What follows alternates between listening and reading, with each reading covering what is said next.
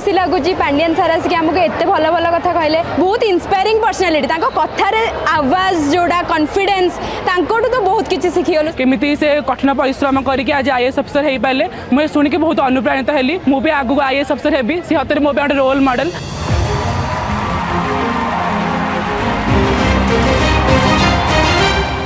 जय जगन्नाथ। मान्यवर मुख्यमंत्री कटक जिल्ला रे थिबा हायर सेकेंडरी एवं कॉलेज 100टा अछि सबको आजी टू 5T रे शामिल करचंती।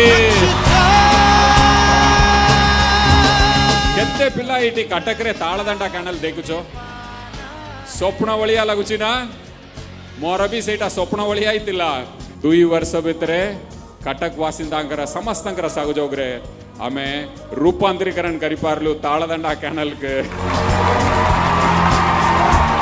यही रूपांतरीकरण आपण कॉलेज रे बे हबो।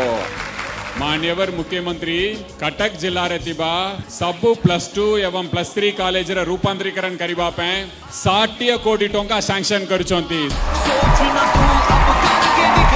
पांडियन सर सबुठ बड़ा लगे से जो कहले आम स्कूल आम कॉलेज आम निजे श्रमदान करूँ तो मुझे बड़ ही कहीपर जे ये मो स्कूल आ या श्रमदान कर।